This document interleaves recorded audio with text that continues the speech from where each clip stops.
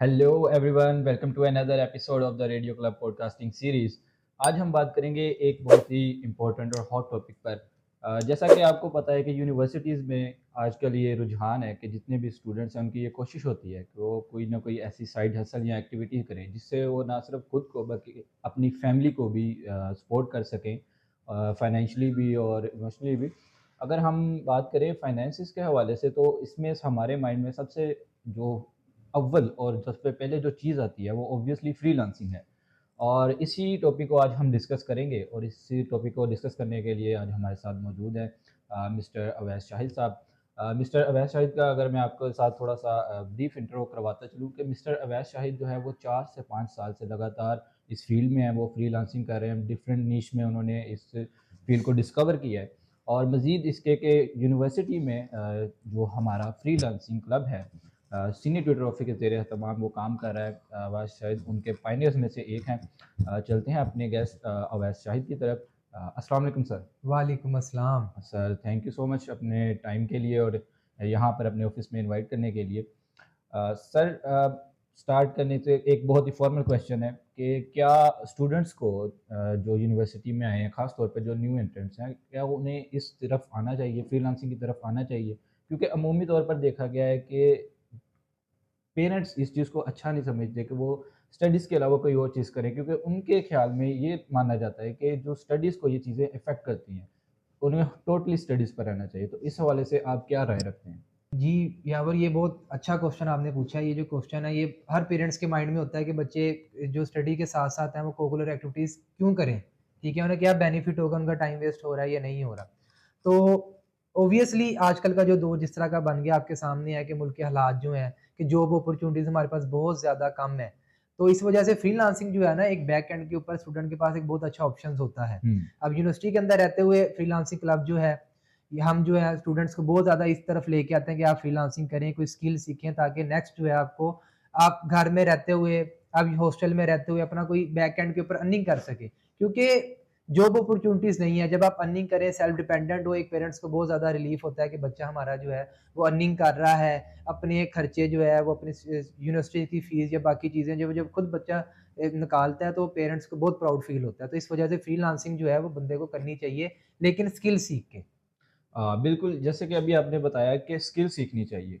अ, 2 questions मैं यहाँ पर कंबाइन करूँगा कि कौन-सी स्किल्स सीखनी चाहिए या कौन-सी स्किल्स यूनिवर्सिटी में आप ऑफ़र कर रहे हैं under the senior tutor office freelancing club? और दूसरा मेरा ये क्वेश्चन है कि अमूमन देखा गया है कि यूट्यूब पर भी काफ़ी कोर्सेज़ वगैरह अवेलेबल हैं, आप भी करवा रहे हैं। तो क्या फ़र्क है एक फ़िज़िकली सीखने में और एक यूट्यूब से अर्निंग में या लर्निंग जो इस चीज़ में क्या कौन-सी बेहतर है? जो यूनिवर्सिटी का क्लब है फ्रीलांसिंग क्लब, उसके अंदर जो हम कोर्सेज़ करा रहे हैं, वो हम 6 टू 7 कोर्सेज़ करवा रहे हैं। मैं आपको बताता चलूँ कि जिसके अंदर पहले नंबर पे हमारा graphic designing, content writing, YouTube and Facebook monetisation, इसके अलावा अमेज़न, फिर हम वेब डेवलपमेंट जो होती है वो हम कोडिंग और वेब डेवलपमेंट जो है हम वो वर्डप्रेस के ऊपर, ये 2 फ़ील्ड्स ये हो गई। उसके अलावा जो है हम डीएसए करवा रहे हैं, डाटा स्ट्रक्चर एंड एल्गोरिथम, ये जो रेलेवेंट फ़ील्ड से रिलेटेड होते हैं, बच्चे वो समझ सकते हैं इस बात को। अब यूनिवर्सिटी के अंदर रहते हुए स्टूडेंट्स को ये अपॉर्च्युनिटी हासिल है कि वो ये चीज़ें जो हैं वो फ्री ऑफ कॉस्ट सीख सकते हैं। अगर आप यूनिवर्सिटी के बाहर जाके ये चीज़ें सीखें, तो ऑब्वियसली आपको जो है वो पे करना पड़ता है। आईटी सॉफ्टवेयर हाउस को या दूसरे जितने भी लोगों ने अपने बनाए होते हैं, वहाँ पे आप लोगों को ये चीज़ें पेड सिखाते हैं। लेकिन यूनिवर्सिटी में हॉस्टलाइज़्ड फीमेल्स, हॉस्टलाइज़्ड बॉयज़ या यूनिवर्सिटी में जो भी बच्चे पढ़ते हैं, उनके लिए ये अपॉर्च्युनिटी है कि वो यहाँ पे फ्री ऑफ कॉस्ट सीख सकते हैं। अब इतने भी मैंने कोर्सेज़ का नाम लिया, ये 40 टू 50,000 का एक कोर्स है और 3 मंथ्स की ड्यूरेशन का। हम यूनिवर्सिटीज़ में ये हम क्लासेस लेते हैं इनकी फिज़िकल और फ्री ऑफ कॉस्ट सिखाते हैं। अब ये सारा कुछ यूट्यूब के ऊपर भी पड़ा हुआ है। काफ़ी हुँ। बच्चे कहते हैं हम यूट्यूब से सीख के, देख के कर लें। अब यूट्यूब में और फिज़िकल क्लासेस में ये होता है कि जब आपका कोई क्वेश्चन होता है, वो आप कैसे क्लियर करोगे? इस वजह से हम फिज़िकल क्लासेस लेते हैं ताकि बच्चे ज़्यादातर जूनियर होते हैं, उन्हें आइडिया नहीं होता कि हम कौन-सी फ़ील्ड सेलेक्ट करें, कि हमें ग्राफ़िक डिज़ाइनिंग करनी चाहिए, अमेज़न करनी चाहिए, वर्डप्रेस या वेबसाइट डिज़ाइनिंग की तरफ जानी है, हमें कौन-सी चीज़ करनी चाहिए। इस वजह से पहले हम उनकी काउंसलिंग करते हैं कि कौन-सी आपकी डिग्री कौन-सी है, सेमेस्टर कौन-सा है, आपका इंटरेस्ट किसमें है, फिर हमें हर चीज़ डिटेल से बताते हैं कि ये फ़ील्ड इस तरह है, ये फ़ील्ड इस तरह है। तो यूनिवर्सिटी में रहते हुए बच्चों के लिए बहुत अच्छी अपॉर्च्युनिटी है कि वो फिज़िकल क्लासेस लें, टास्क असाइनमेंट जो हम देते हैं वो कंप्लीट करें और यूट्यूब से बेशक सीखें, लेकिन यूट्यूब के अंदर आपका ड्रॉबैक ये है कि अपने आप जो है क्वेश्चन, जो आपको हर्डल्स आएँगे वो आप कैसे क्लियर करोगे? उसके लिए यूनिवर्सिटीज़ के लिए फ्रीलांसिंग क्लब इसी वजह से बनाया गया कि आप आएँ, यहाँ पे आके स्किल सीखें, अपनी अर्निंग स्टार्ट करें और जो है अपना नेक्स्ट जो है अपने फ्यूचर के लिए कोई अच्छा इंडिपेंडेंट टाइप हों आप लोग। जी बिल्कुल, जैसे अभी अभी आपने बताया कि आप यूनिवर्सिटी में ये चीज़ें सिखा रहे हैं। तो एक स्टूडेंट है, उसका मेन जो एम है वो तो स्टडीज़ ही होता है। तो ये कैसे मैनेज होगा कि अब वो अपनी स्टडीज़ को भी लेके चले, वो आपके कोर्स को भी करे? ऑब्वियसली बात है, उसमें कुछ ना कुछ एक्टिविटीज़ भी देते होंगे बस स्टूडेंट्स को। तो ये कैसे मैनेज होगा? क्या इसके बारे में कुछ आपने प्लान किया है? जी, इसके लिए हमने बहुत हमारी डिटेल्स मीटिंग होती रही हैं। हमने अपनी यानी कि जिनका मेरी तरह जिनका 3-3 4-4 एक्सपीरियंस है मेरे कैबिनेट के और क्लब के बच्चे, हमने ये बड़ी डिटेल्स मीटिंग करके हर चीज़ को देखते हुए हम ना यूनिवर्सिटी में सिखा रहे हैं ब्रेक टाइम। अच्छा, 1 से 2 होती है ब्रेक टाइम ओवरऑल यूनिवर्सिटीज़ के अंदर, जितने भी कोर्सेज़ हैं। जितने भी कोर्सेज़ हैं, ठीक है? बेहतरीन। हमारे अब आप देखें ना 6 कोर्सेज़ हैं तो डेली हमारी 1 से 2 हमने 2 रूम की अवेलेबिलिटी की हुई है। और उन 2 रूम्स की अवेलेबिलिटी के अंदर एक एक तरफ हमारी ग्राफिक डिज़ाइनिंग की क्लास हो रही है, एक तरफ हमारी जो है वो अमेज़न की क्लास हो रही है। तो डेली हमारी 2 क्लासेस होती हैं ताकि जिस बच्चे ने जो-सी क्लास सीखनी है वो सीखे। यूनिवर्सिटी में आप देखा होगा एलसीडीज़ लगी हुई हैं, बिल्कुल। नेट होता है वहाँ पे, ठीक है? बच्चे अपने लैपटॉप लेके नहीं तो सामने हमने एलसीडी डिस्प्ले वाला बड़ा अच्छा सिस्टम किया हुआ है। और हुँ, हुँ। सबसे बड़ा है कि क्लासेस के साथ क्लैश नहीं आता। 1 हाँ। से 2 ब्रेक होती है, हमने उन ब्रेक टाइमिंग के अंदर रखा हुआ ताकि हर बच्चा ईज़िली फिज़िबली आके ले सके क्लास। ओह! ओके, ये यानी कि ब्रेक टाइम में आपकी सारी ये एक्टिविटीज़ हो रही हैं। चलिए, इस लिहाज से तो फिर स्टूडेंट्स के लिए काफ़ी ये मुफ़ीद चीज़ है कि वो अपने फ्री टाइम को भी अच्छे तरीके से यूटिलाइज़ कर सकते हैं।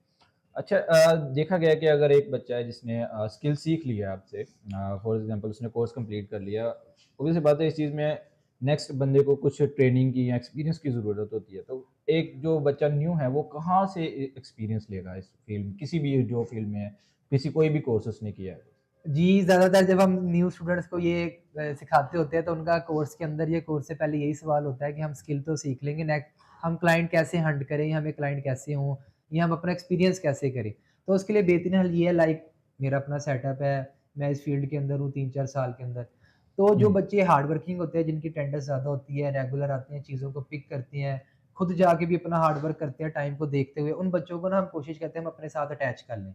लाइक हुँ, हमारे पास काम होता है, हम और काम पकड़ लेते हैं अपने क्लाइंट से, हम अपना नेटवर्किंग ज़्यादा कर लेते हैं, तो हम कोशिश यही करते हैं कि उन बच्चों को हम अपने साथ अटैच कर लें।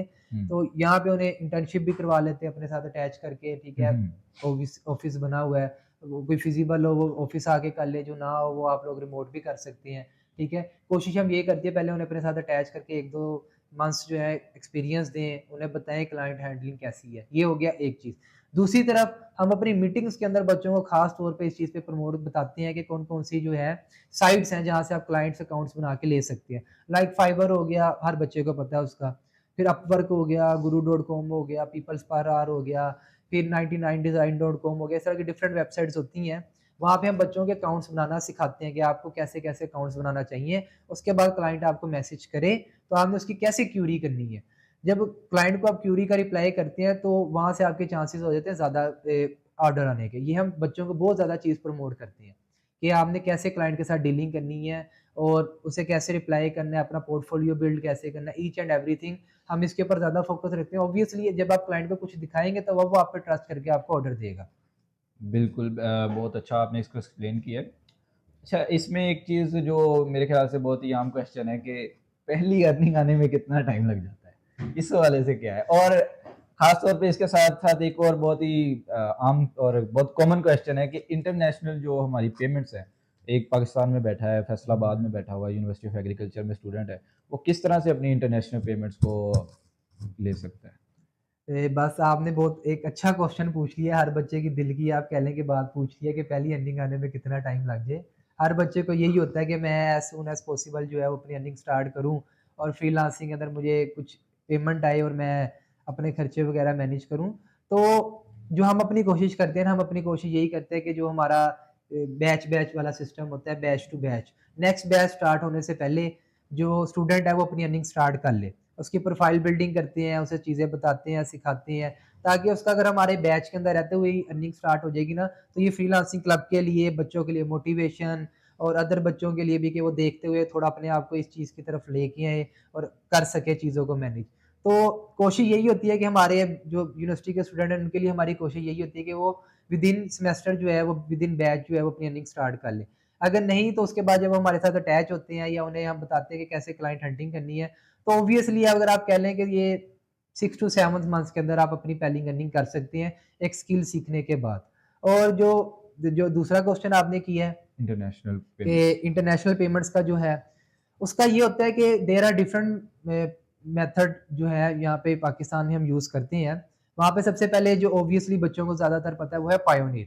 फाइवर पे पायोनियर लग जाता है, अदर मोड्स पे भी पायोनियर लग जाता है। पेपल हमारे पास अवेलेबल नहीं है, अदरवाइज़ अगर पेपल हमारे पास अवेलेबल हो तो वो बहुत बेहतर एक पेमेंट का मेथड है।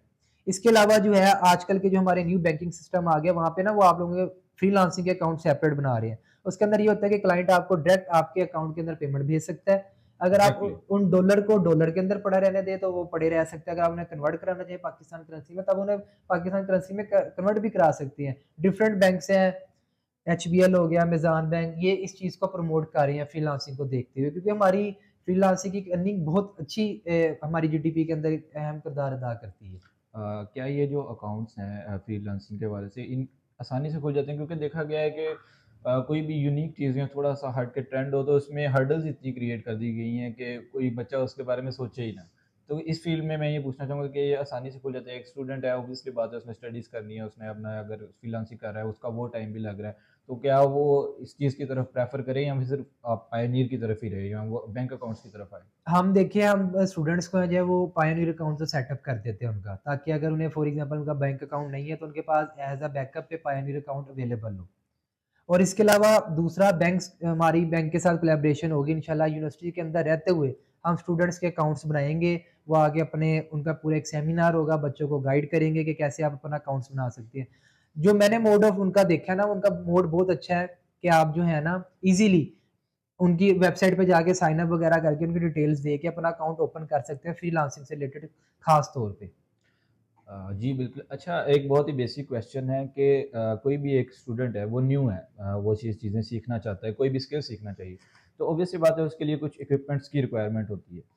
तो क्या एक जो न्यू स्टूडेंट है उसको क्या सजेस्ट करेंगे कि उसके पास एटलीस्ट क्या होना चाहिए? क्या इस मोबाइल से भी काम चल जाएगा या उसको एक स्पेसिफिक मशीन की तरफ मूव करना पड़ेगा? अगेन बहुत अच्छा क्वेश्चन आपका, फ्रीक्वेंटली आस्क्ड क्वेश्चन जो हम हमसे फीमेल्स खास तौर पे आगे पूछती हैं ये क्वेश्चन कि हमारे पास इक्विपमेंट के तौर के ऊपर लैपटॉप होना नेसेसरी है।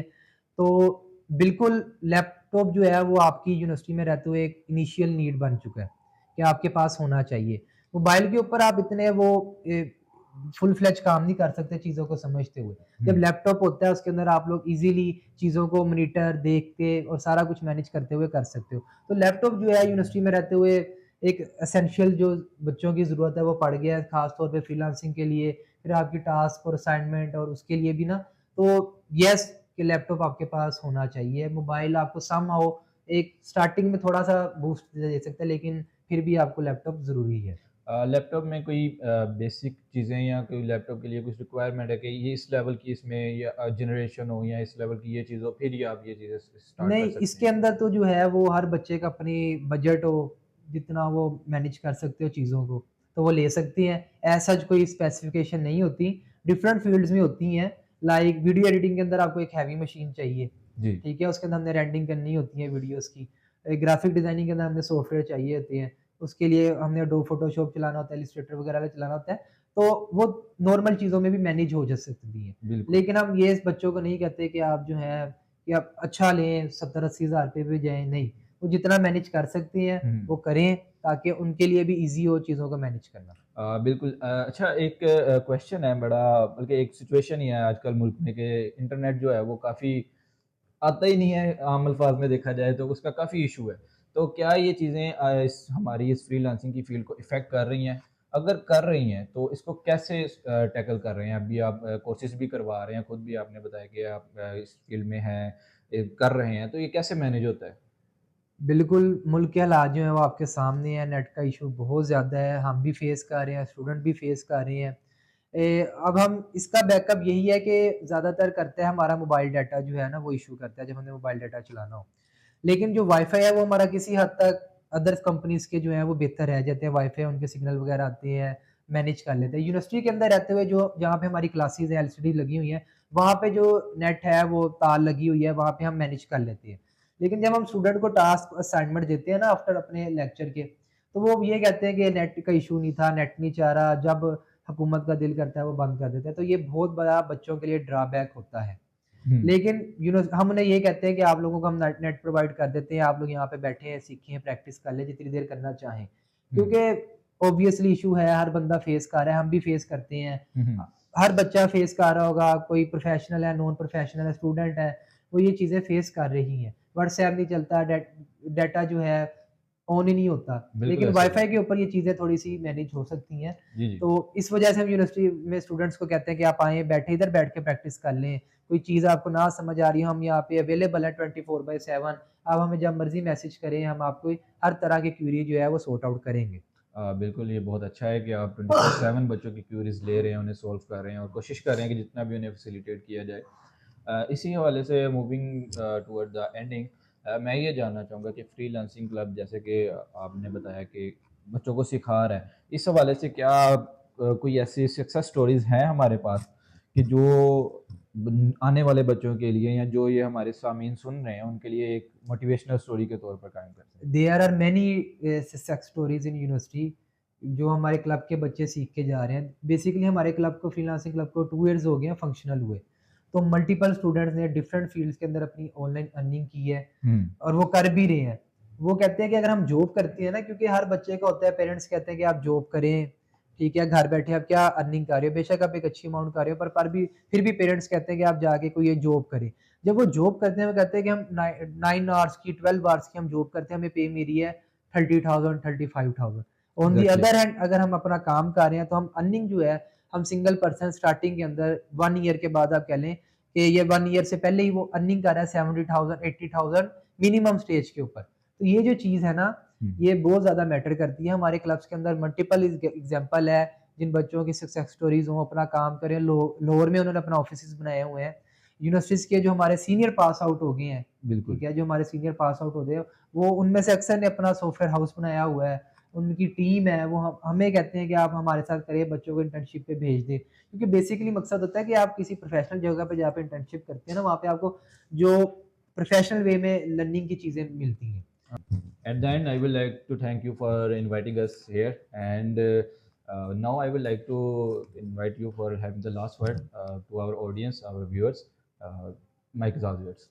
Thank you so much for Radio Club for starting the initiative of broadcasting series, ताकि बच्चों को पता चल सके कि यूनिवर्सिटीज़ में कौन कौन से क्लब काम कर रहे हैं और किस किस तरह की एक्टिविटीज़ हो रही हैं। तो ये एक बहुत अच्छा इनिशिएटिव है, रेडियो क्लब के साथ दिया गया है।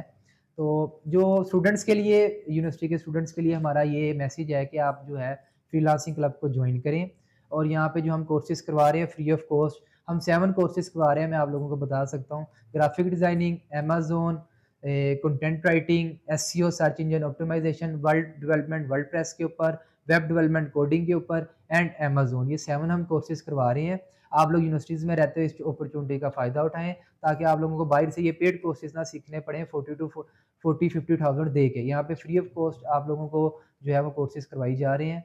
और इसके अलावा रेडियो क्लब के अंदर ये बहुत अच्छा इनिशिएटिव है कि हर चीज़ को लाइक जिसे इंटरेस्ट हो, ब्रॉडकास्टिंग करने का, माइक का, हैंडलिंग का, बोलने का, इंटरव्यू का, वो लोग भी ये बहुत अच्छा इनिशिएटिव कर रहे हैं। आप लोग वो लोग भी ज्वाइन करें, क्योंकि हर क्लब का एक अपना बेनिफिट है स्टूडेंट्स के लिए। स्टूडेंट के ऊपर डिपेंड करता है कि वो कौन सा क्लब और किस तरफ जाना चाहते हैं। तो thank you again for inviting me. Thank you very much Awais, and to our viewers, I hope आपको ये एपिसोड काफ़ी अच्छा लगा होगा। और इसी तरह के मज़ीद एपिसोड्स के लिए यूएफ रेडियो क्लब के साथ आप जुड़े रहें। हमारे सोशल मीडिया हैंडल्स के आप फॉलो करें, देखें। और मैं ये on the behalf of radio club आपको बताना चाहूँगा कि हमने ये जो पॉडकास्टिंग सीरीज़ स्टार्ट की है, इसमें इंशाल्लाह हम यूनिवर्सिटी में मौजूद 19 क्लब्स को कवर करेंगे और आप तक मज़ीद इसी तरह के अच्छे अच्छे पॉडकास्ट और इन्फॉर्मेटिव चीज़ें आप तक लाते रहेंगे। तब तक के लिए अपना ख्याल रखें। अल्लाह हाफिज़।